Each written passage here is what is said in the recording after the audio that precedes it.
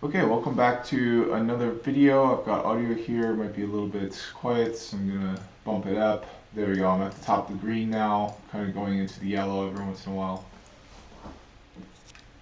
So in the last video, I worked on Python for DevOps, and I got to these three commands here that were for a different distribution of Linux. I was using the Ubuntu distribution of Linux, which sources from the Debian distribution.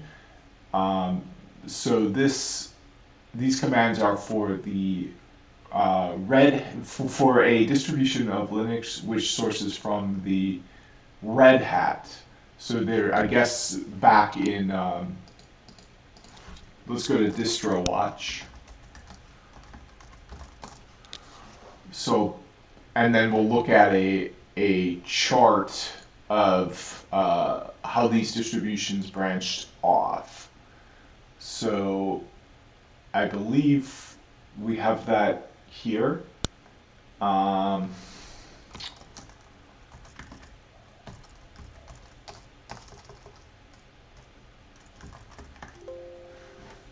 so let's do a Google search for it.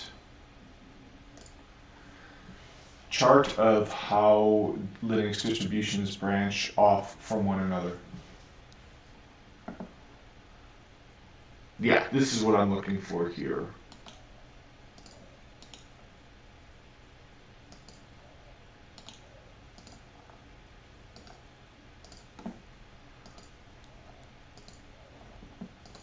Okay, so unfortunately this is kind of not the best graphic, but let's see, it's just too hard to read, too big. But let's see where Ubuntu is. So we got, yep, so we got Ubuntu is right here. Yep, so Ubuntu is right here. We can see all the different kinds of distributions branching off from Ubuntu, Kubuntu, Gobuntu, Xubuntu. So all different kinds branching off from that. But so let's do a so let's go back and let's look at so we can see this is a part of when Debian released, and it looks like Debian is not. Debian almost looks like its own distribution that didn't tie into the work of Linus Torvalds, or however his last name is pronounced.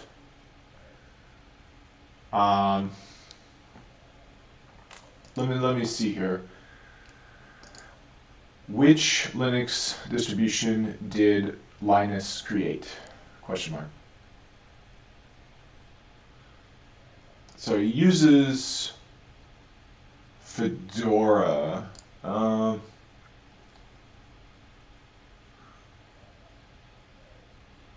So he created, see, this is what's difficult, because he created Linux, but we can see this is Linux. So which one did he create? Did he create SLS? Did he create, which led to Slackware?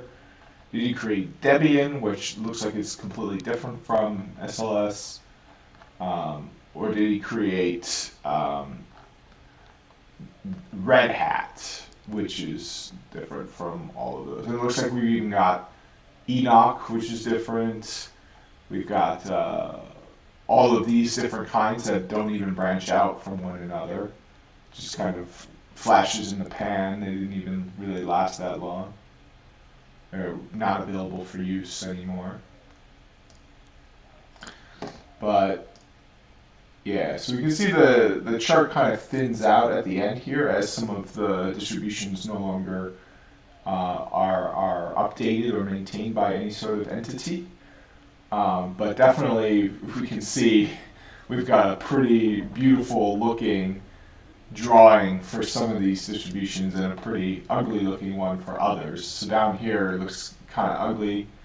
Here it looks a little better, but kind of ugly still. But here we have a beautiful, leaf-like structure here, and sure enough, it's Red Hat, which is used for.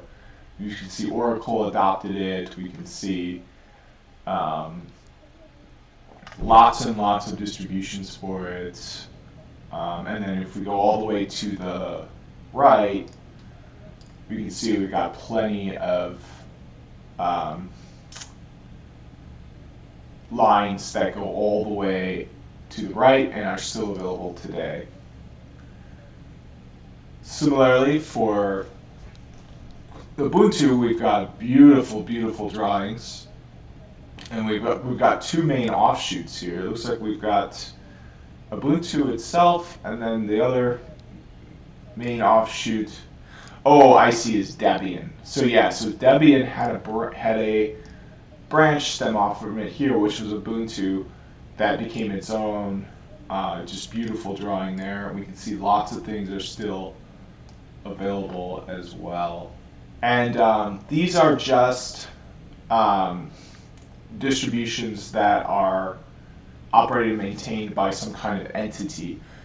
One of the great things about Linux, as opposed to any other operating system, is you can branch it off and you can make your own distributions. The problem with that, though, is it just requires a lot of technical expertise in a lot of cases.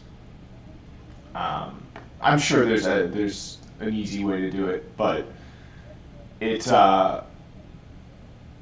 relying on one of the pre-built, long, standing, sustained distributions like Ubuntu here, just a basic installation of that, which is still available today, is definitely the best bet for anyone who doesn't have like a Windows key or something and just wants to use their computer.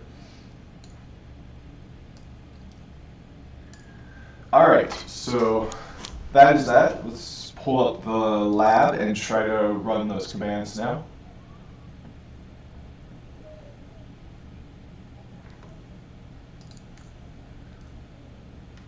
And I will be doing a video at some point on a project I'm doing in the lab right now.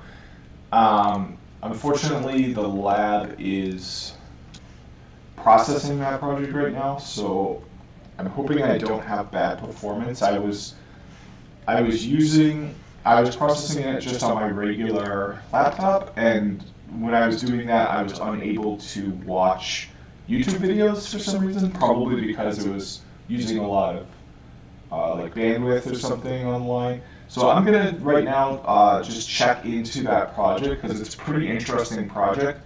But I'm going to try to keep it under 5 minutes because it's definitely a project that warrants its own set of videos once I kind of have it more up and running. So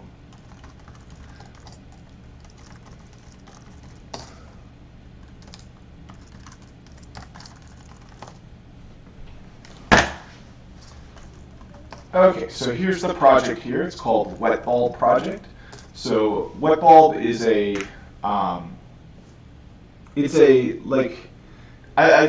I'm still learning about it. I learned about it for the first time a while ago, but if you go to my GitHub list of reliable sources,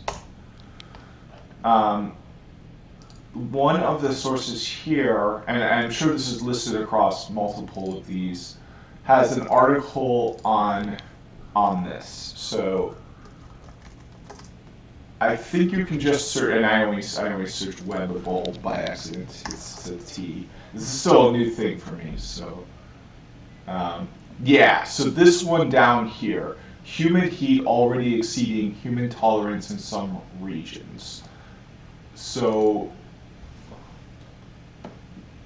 a well-known measure called wet bulb temperature has exceeded the temperature at which humans can no longer relegate body heat. So my basic understanding of this, as I read this, is that if the temperature is above 35 degrees Celsius, 95 degrees Fahrenheit, 308 degrees Kelvin, humans can no longer relegate their body heat through sweat, but as far as I understood it, the humidity also has to be 95% or higher. Now, I don't see that anywhere in these articles, so I guess I need to learn more about that. But there's an API you can use. Yeah, here, where you can pull back weather information, and it's a free API. So you can check the weather and the humidity from anywhere in the world that has a weather station that sends data to this API, and there are plenty of those. So here's the code I've got so far. Once this is more kind of pinned down, I'll do a commit to a GitHub repo. This is kind of the most exciting thing I'm doing right now, so forgive me for not having continued with that book yet. But you can see we've got a URL here that we can go and retrieve information, weather information, by calling out to. So let's see if it'll autocomplete one that I've already checked. Yeah, so I've already checked multiple. So here's one from Syria. This is Ayan Halakim. I guess I don't know how to pronounce that. But the significant thing for me is the current temperature, which it actually looks like it's pretty high. It's 369 Kelvin. So let's see what that is in, for me, Fahrenheit. But I realize people could be watching this anywhere. So let's check both. So to start in Fahrenheit, we gotta say which to convert it from. Yeah, so in Fahrenheit it's gonna be 81. So that's not even close. Celsius 27.54, not even close. But this is what I'm doing. I'm going through. I'm checking all these. I don't know which the valid city IDs are, so I've just got a script set up that is just going through and trying all of the city IDs up to, like, I'm cutting it off at, like, I don't think there's like a 10 millionth city. I don't think there's more than 10 million cities in the world. That's kind of my estimate. So that's where I'm cutting it off. But you can see doing that has netted me a list of valid city IDs. So I can take a look at the most recent city ID and kind of see where in the world I am right now. It is kind of logically grouped. I started off in kind of Iran and Syria, then I went to like East Africa, Central Africa. So it's kind of logically grouped. Some of these places I don't really kind of know what it is offhand, so I have to do a little bit of investigation on Google. So it looks like I'm in Russia now, and let's check. Yep, so the weather. Yeah, we're nowhere close to a wet bulb condition. But the idea is eventually, once I have all the city codes, once I can do rapid checks on the weather, create a website that warns people of these conditions, because a lot of people, I think, just aren't aware that essentially they can be steamed alive and die from that. Because it was a very rare thing. It used to never, ever happen, but as the average global temperature is increasing over time, as it is now, that situation might become more common. So that's another thing I kind of want my website to do, is to say, what is the kind of percentage occurrence of these conditions, like how often does this condition occur, and then over time, as the website is up, show an increase in the occurrence of this condition. I'd really like to be able to do that. It doesn't seem too hard. This weather API really takes care of a lot of that for me, and then it's just a matter of math, and if I really get stuck on the math, I can maybe reach out to a friend or somebody and try to get that working. Um, so yeah, that's I guess I'm just really excited about that now. That's why I brought it up. So again, I apologize for not being on topic here. So let's get working on that. So we're going to open up the CentOS, and we're going to try those commands on it.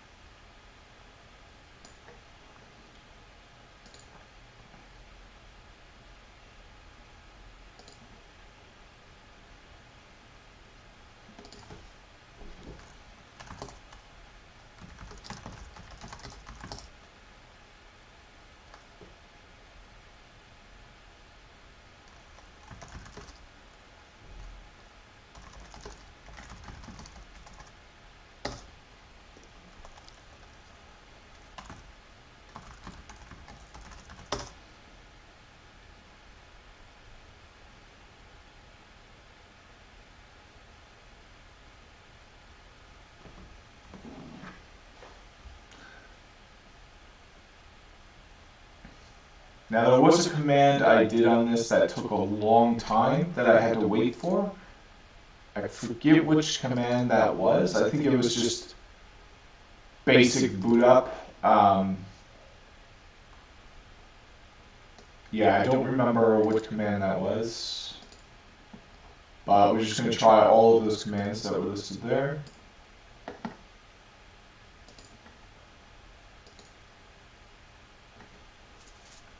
And this is calling out to the internet, so I hope my project won't be disrupted by this.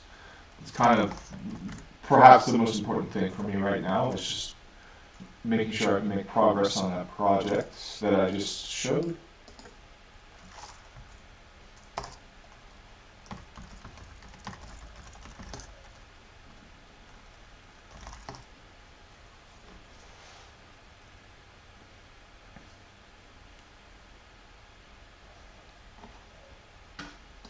Oh, I should be using HTOP.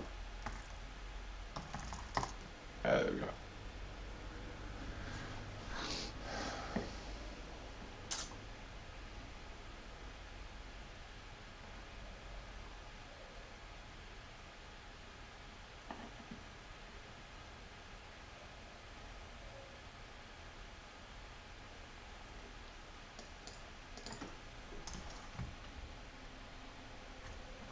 I don't know, I guess I'm more familiar with top.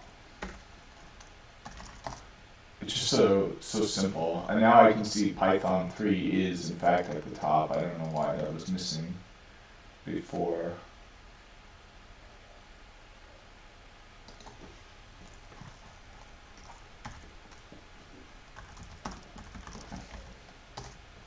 So yep, I'm still going through and pulling these, trying these city codes and saving which ones are valid.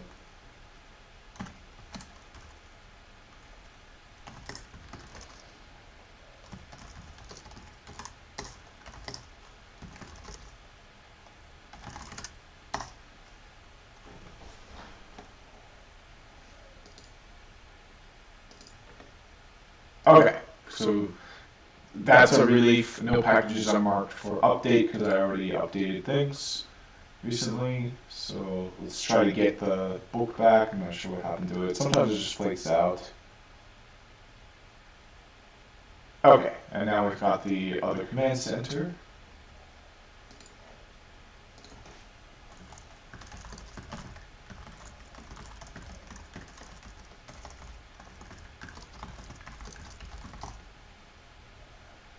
Amazon Linux Extras. Okay, so this I think is because it's on a EC2 instance in AWS. These commands are meant to be run in that environment. I don't have an EC2 instance, so let's instead do a yum install Docker. A sudo yum install Docker. There we go.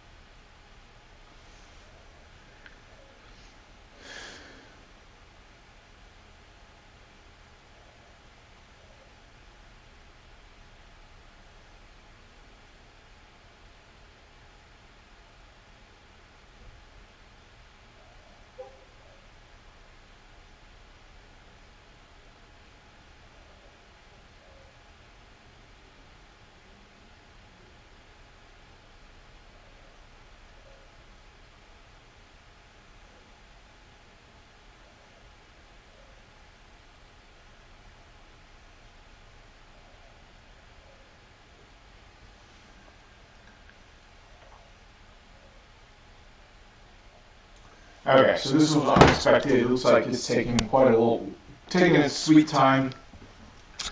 I mean, at least it's working. I guess in the meantime, one thing I definitely recommend to people, this has been like kind of revolutionized the way I use my phone and my headphones, is a power bank. Because if you run out of batteries, you just plug it into the power bank, and then you just wrap up the power bank cord, put it in your pocket, and just keep using it. You don't have to wait for things to charge anymore, because if they run out of batteries, you just put it in the power bank, and then they charge up, and then you have to charge the power bank. But usually when you have to charge the power bank, your devices are charged because they were just charging on the power bank, and that's why it lost power. So like I definitely recommend a power bank, and it was like pretty cheap too. Like I wouldn't say like I wouldn't recommend spending more than like $50 on a power bank, but like I think the one I got was like even like $20, and like it really kind of changed the way I use my headphones and I use my phone. I now this might be for better or for worse, but it used to be if I was out of power on my devices, I would just stop using my devices until they were charged. But now I keep using my devices that have no charge, but I use them as I'm charging them with a power bank in my pocket and cabled up down to the power bank in my pocket. I'll do that with my phone. Like my phone, I'll just have on the desk with a power bank into it. So yeah, I really recommend that. Oh, okay, perfect. It looks like we're beyond the stage of downloading stuff, which is good too, because then that doesn't interfere with my project. Oh, it looks like we got a new valid city code. Let's look at which city this is.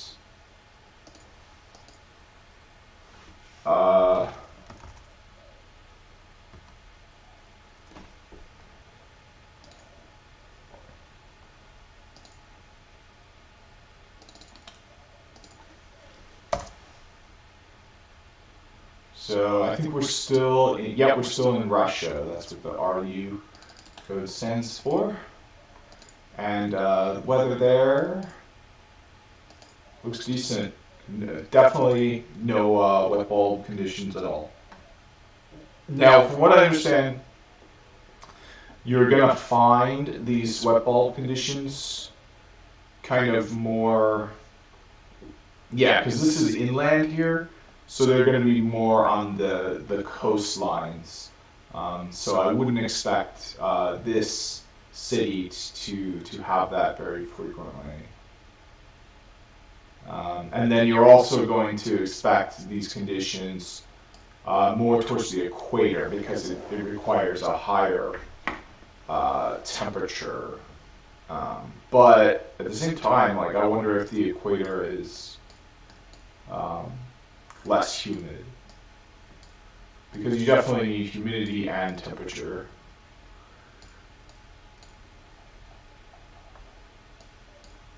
How much humidity you need, I'm still kind of trying to figure it out. I think it's 95% humidity, but I guess there's relative humidity and then there's humidity, so I can't tell if this measurement here that I'm getting is significant to determine whether there are wet bulb conditions.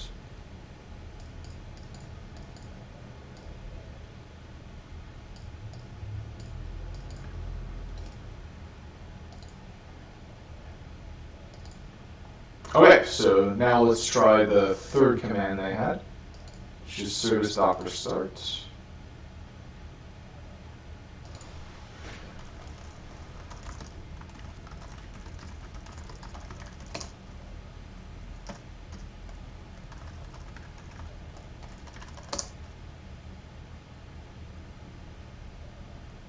Perfect.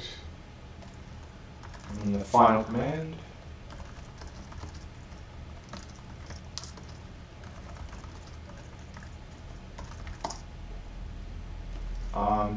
Oh, user mod, not user mode.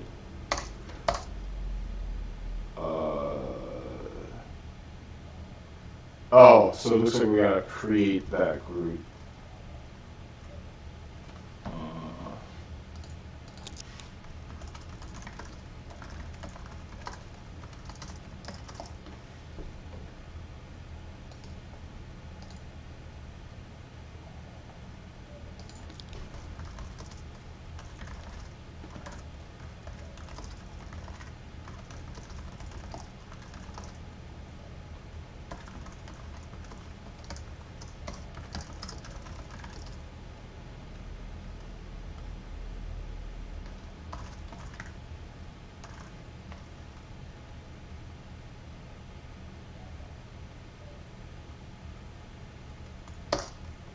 Yeah, the other mistake I made here is I used their username from their lab environment. My lab environment uses OS boxes for the username, so I had to use that. But it looked like the error I got said that the problem was that I didn't create the user group yet named Docker. So that is now complete. I've got all 4 of those commands to run, so let's continue reading the book.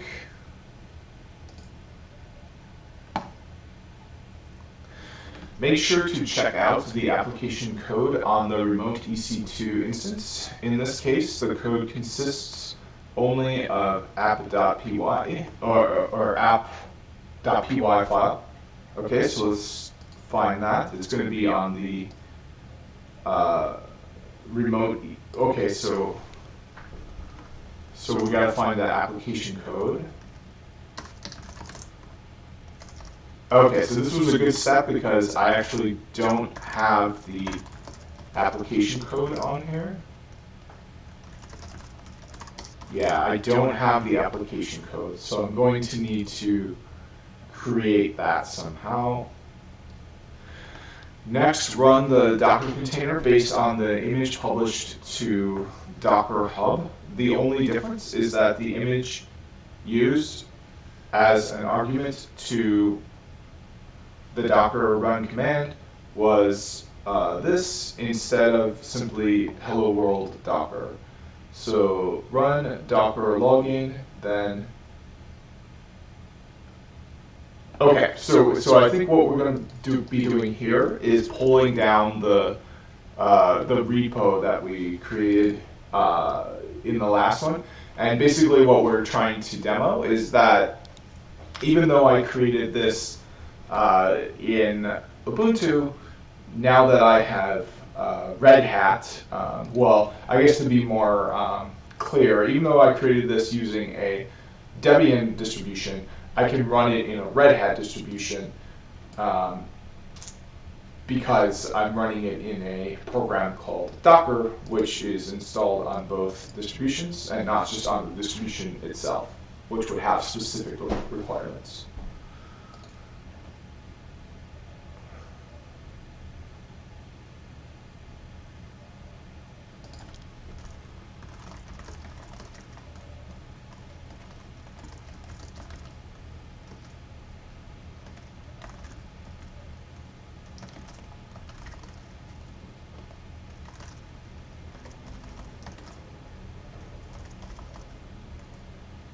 Okay, so now we've got to name it correctly. Can't just use the name they used because I used a different naming. So now this is to push. I wish I could see. Oh, here we go. Yeah, so that's the same identifier to pull as well, which is what we're going to be doing. Yep, and then we're going to get the V1 version. Oh, and I can't share my clipboard again, which is awful. I wish I could figure out how I can do that.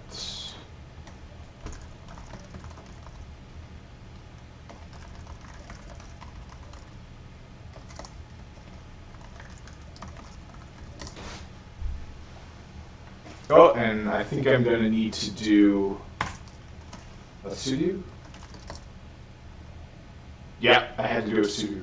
There we go. And now we're pulling everything perfect, following along, even though we don't have the same instance that they did. Let me move my bookmark ahead.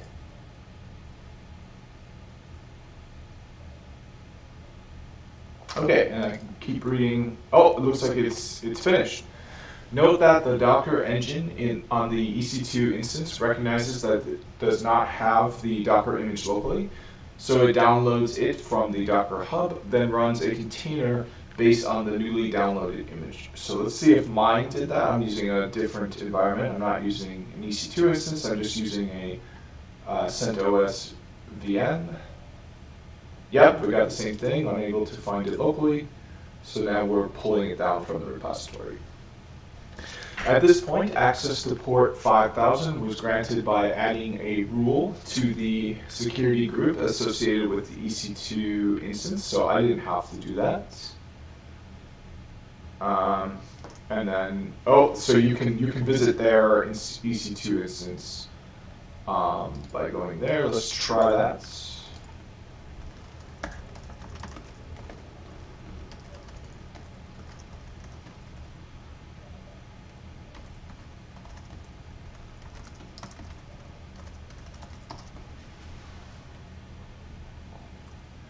With this being the external IP of the EC2 instance. Oh, okay, so this is assuming you have your own EC2 instance.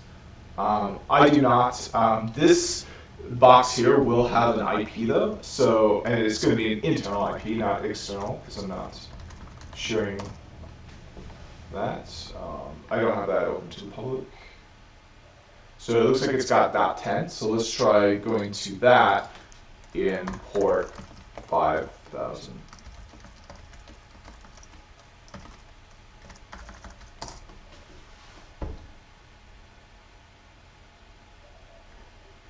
Should work, right?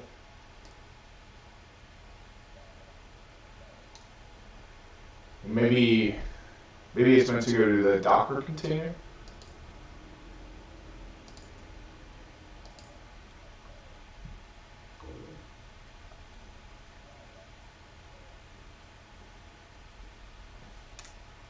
Yeah, I think I've got to go to the IP address of the Docker container, which we can see is listed here.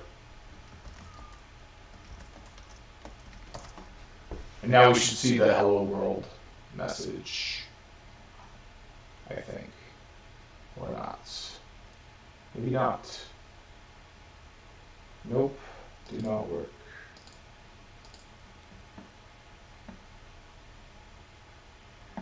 When modifying the application code on the remote EC2 instance, the Flask server running inside the Docker container will auto-reload the modified code, change the greeting to hello world from a Docker container on an EC2 Linux 2 AMI instance.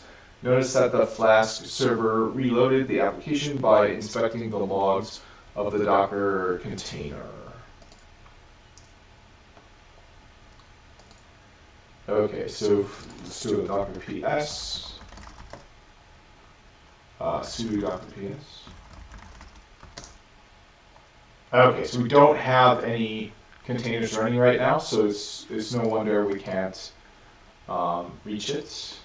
It looks like we're also meant to have Flask installed, which I don't have installed, so let's try to get that.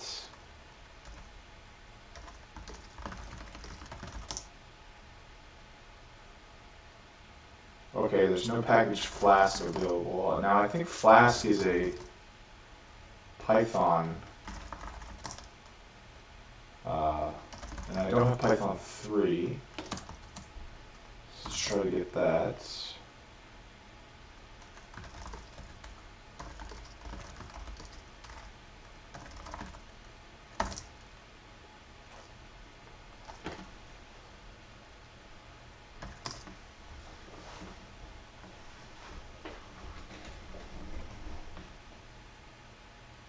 Okay, and then we'll set up a virtual environment called Hello World, and that will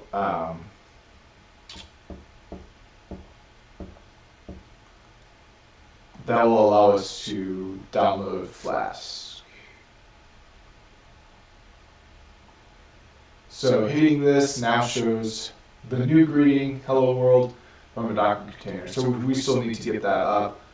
We gotta start by downloading Flask.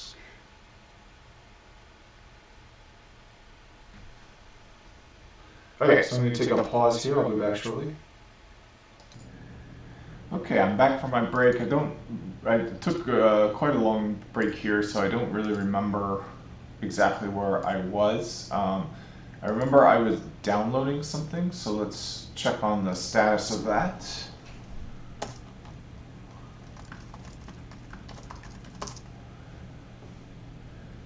Okay, so I remember now. So I was trying to get Flask. So now that I have Python 3, let's create a folder for this. So mkdir, and then we're going to call it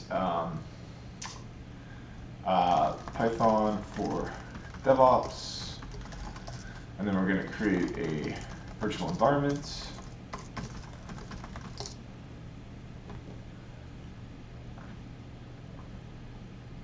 Okay, and then activate the virtual environment.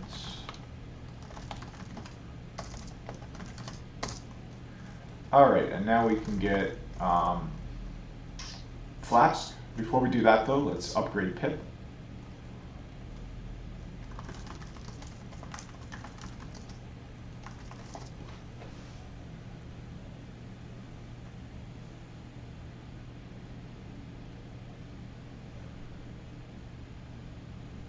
Okay, so it looks like we didn't really have to upgrade it. Oh, yeah, so we upgraded from 9.0.3 to 21.1.3. Huge changes, well needed upgrade. Now that we're good to go, let's install pip, or install Flask.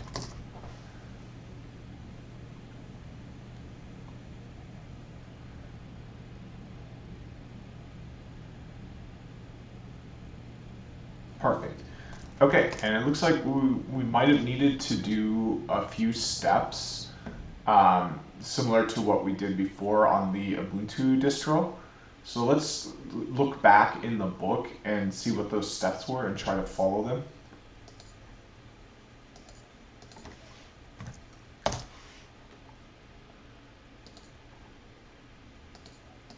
So basically the steps we want to take are such that we end up with a app.py file. Yeah, so it looks like what we're gonna want to do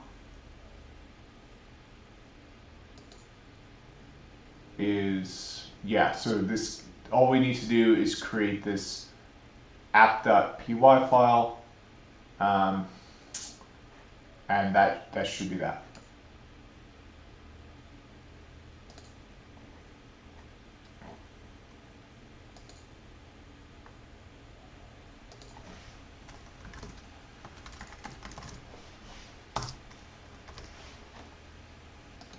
Okay, in true classic Amazon Kindle Cloud Reader form, I'm not able to read the book because it's loading.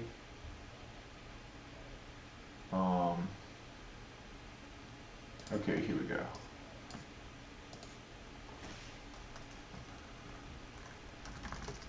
Whoop.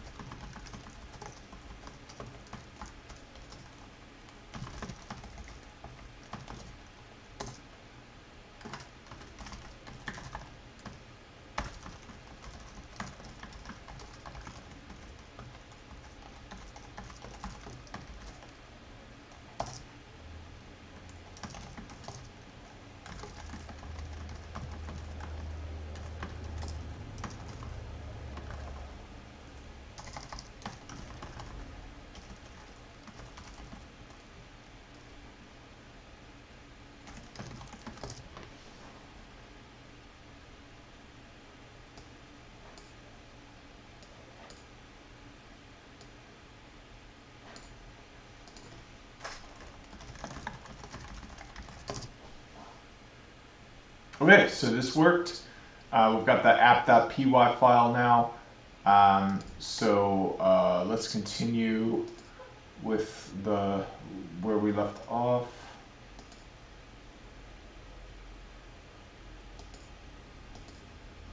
We can do a Docker PS to see which containers are running. Right now, I don't think there'll be any running. Let's take a look.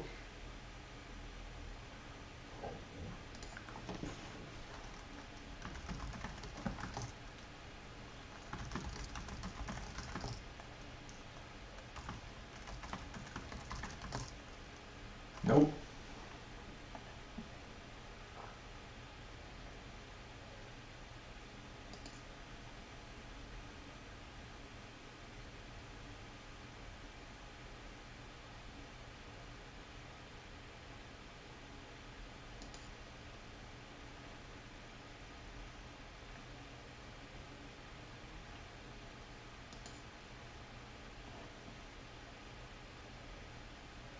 Oh, I see. So we did the docker run command here, but for some reason it didn't lead to an actual container running. So let's try it again, and then we'll do a docker ps afterwards, sudo docker ps, and see if we can get a container running. So I will shut down this instance of Flask here, and then I will do a docker run rn-d-v pwd, oops, app-p file, and then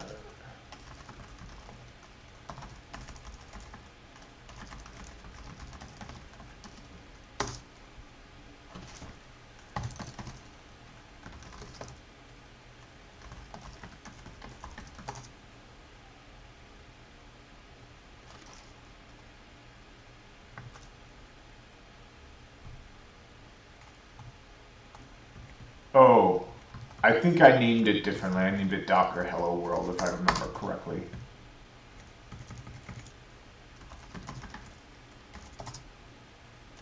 Yeah. Okay. Yep, so now that it's downloaded, it looks like if it can't find the image, it will just download it and set it up, but it won't actually run the image until it's already downloaded and set up. So it looks like it's meant to do that, but for me that didn't work. Probably because I didn't have um,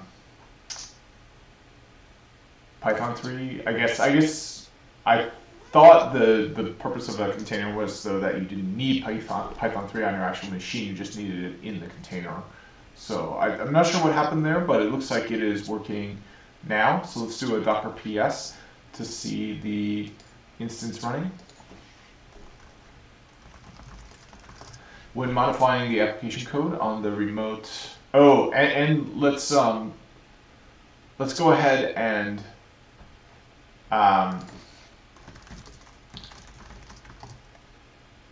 yeah, before we do that, let's look at the hello world message as shown in the browser there. So here we've got the Docker run. Now it looks like it is running, but unfortunately we don't have it showing up in the list of running containers. What the heck? I don't understand.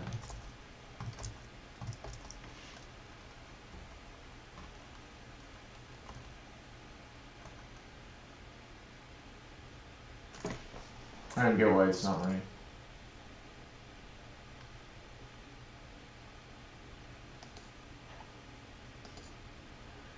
Oh, I think probably the Docker engine I have is a bit different. So maybe it's having an error, but I don't see, like, yeah, I don't get what's going on.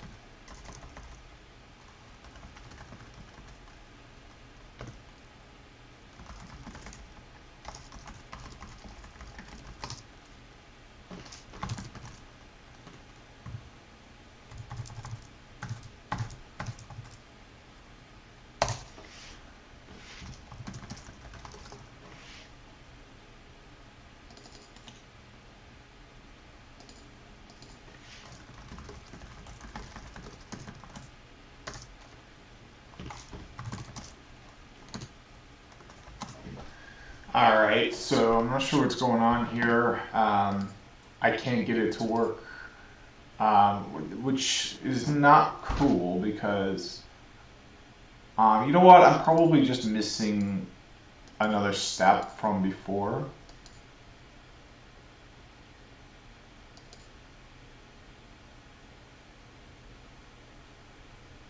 Oh, here we go. So to run the Docker image as a Docker container, we're going to use Docker run. So we've got the image up on my repo, so we pulled it down. And now we need to use the docker run command.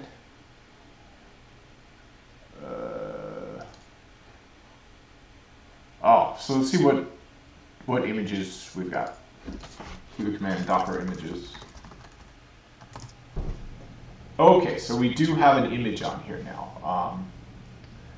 So I think, yeah, so we do have an image now. So now we can do the docker run command, and I think the image name is just different than what I was expecting. The image name is, or we can actually just use the ID, I think. Let's use the ID. So we're going to do docker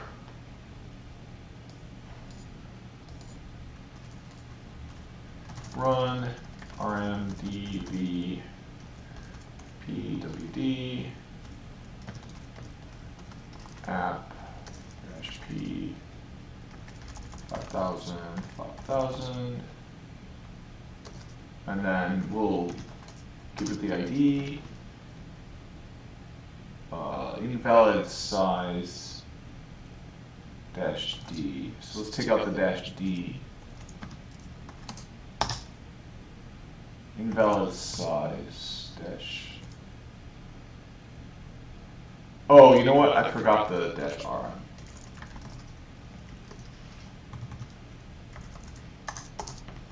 There we go.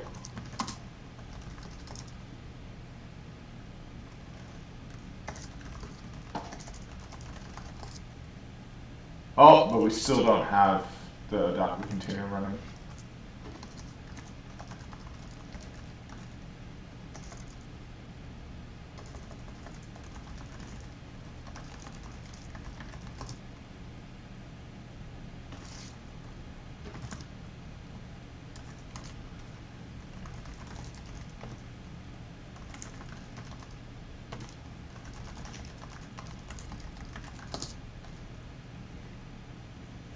Okay, so we found it locally. Now that we downloaded it with the earlier command, even though the earlier command didn't exactly work, makes sense. I'm in a different environment than they're using, but I'm hoping I can. God damn it! Why is it not running?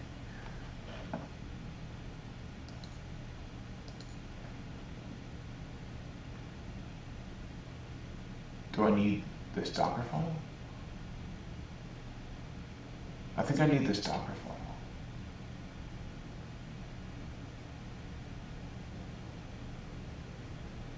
Yeah, I need this Docker file, I think. Okay. Yeah, okay, so I'm missing a step. I believe this is my current hypothesis. I have no idea. We're going to test it by creating this Docker file, running those commands again, and seeing if we have better results.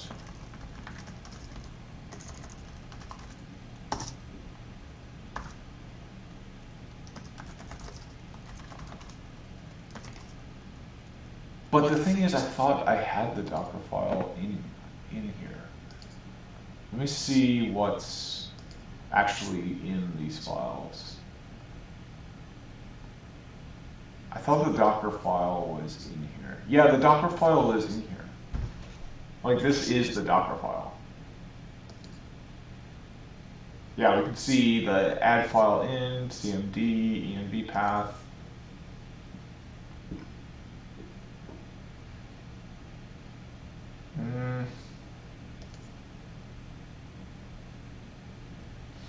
I don't know, a lot of this looks similar.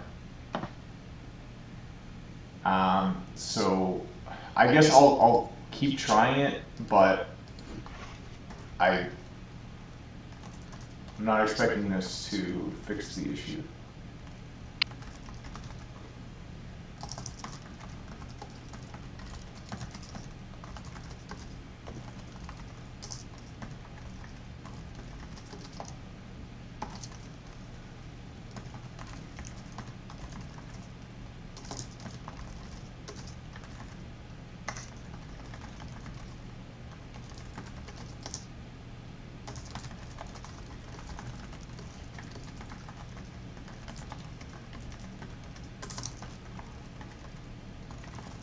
Okay, for this entry point, I think I'm going to use Python 3. I'm not sure about that. I guess I'll just go with what they have, Python.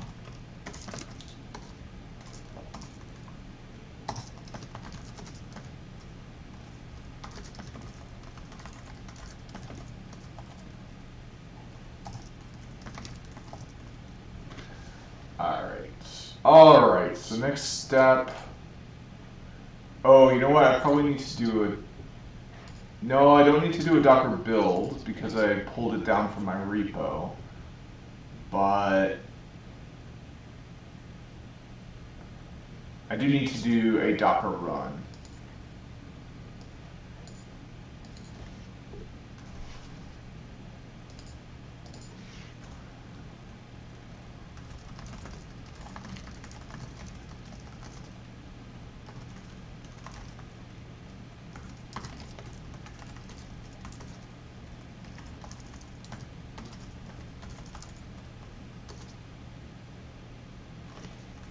Let's do history.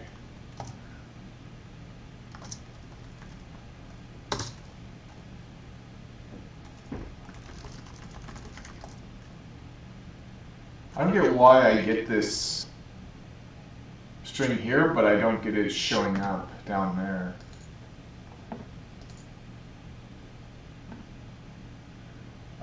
So let's say Docker run gives me back a string of characters, but does not show up in Docker PS.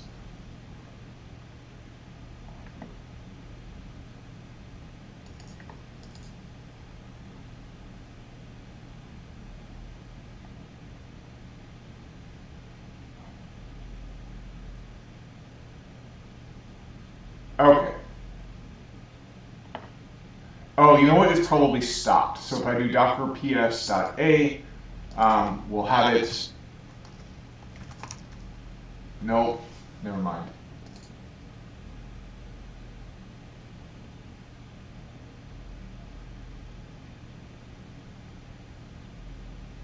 Oh, okay. Yeah, I think, let me try this, restarting Docker, because it might be just like behaving weird for some reason.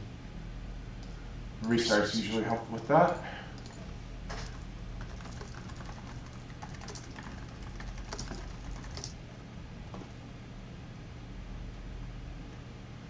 Okay, now we'll do the 74th command. Then we'll do a sudo docker ps-a. And still the same problem. Okay, I'm going to take a quick break. I'll be back. This is about an hour, so I might have to just keep on going and just say, hey, I couldn't get it to work. I don't know why, but you know, just keep going. Looks like the next part would be. Yeah, here. So let's. I'm gonna take a 5-minute break. When I come back, I'll be just reading on to the next part and kind of just saying I couldn't get it to work. So I'll be back shortly. All right, I'm back. I'm gonna have to cut my losses. Unfortunately, that's just a part of learning. Sometimes I think just kind of realizing that you don't have everything you need to learn. You put in the time, you put in the practice, you read all the resources, but you just can't get it to work. I mean, for me, like, let's be clear, I don't have all the resources. I don't have an EC2 instance, what they're talking about. I'm just using my own home lab, which is a lot different than what they're using. So it's a good learning opportunity to figure out like what the difference is between what I have and what they have. And it's definitely the right way to do it, I think, because I don't think... I mean, I might at some point purchase a AWS instance if that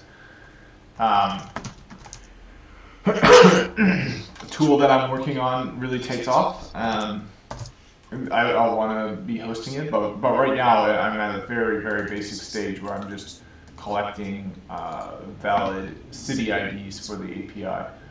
But yeah, so they have an EC2 instance, and then it looks like they're on a tier here, tier T3.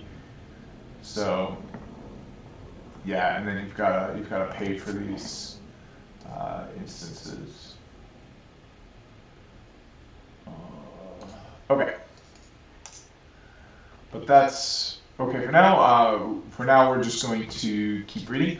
When modifying the application code on the remote EC2 instance, the Flask server running inside the Docker container will auto-load the modified code, change the greeting to hello world from a Docker container on an EC2 Linux 2 AMI instance, and notice that the Flask server reloaded the application by inspecting the logs of the Docker container. So we can't inspect the logs because we didn't get it to run. We don't have the ability to run a remote Flask instance on this server since I don't have an EC2 instance. As I saw, it's going to cost me a little bit of money to do that. I'd rather just do that on my home lab that I've got running. But unfortunately, I couldn't figure that out. So let's just skip it and go on. Last part of this section is as follows. Hitting the URL now shows a new greeting from Hello World. It is worth noting that we did not have to install anything related to Python or Flask to get our application to run. By simply running our application inside a container, so you got to install Docker, we were able to take advantage of the portability of Docker. It is not for nothing that Docker chose the name container to popularize its technology. One inspiration was how the shipping container revolutionized the global transportation industry. Read production-ready Docker images by Atamar Turner Taring for an extensive collection of articles on Docker container packaging for Python applications. So I wish I could have gotten that to work. It would have been a really good example on how it doesn't matter what your environment is. Based on that last part, I think I made a few mistakes in troubleshooting. One of the things I tried to do to troubleshoot this is install Python 3. Another thing I tried to do is setting up a Flask file, app.py, and installing Flask. So that's the whole point of containers. You don't have to do that. It's a self-contained container. You don't have to install anything in the environment where it runs. It's all taken care of. All you need is Docker. So my thinking was really kind of off. I'm almost tempted to go back and do a little bit more troubleshooting on it now that I'm kind of thinking about it more clearly and might want to see what kind of Docker commands I can use to try to get it to run. Maybe there's some sort of diagnostic or debugging commands I can use now that I know that the only relevant commands are the Docker commands. But I need to keep this video from going too long. It's already over an hour. So that's going to be the end of the video. When I make another video in this series, we're going to be learning about running multiple Docker containers with Docker Compose. So until then, I will move up my bookmark.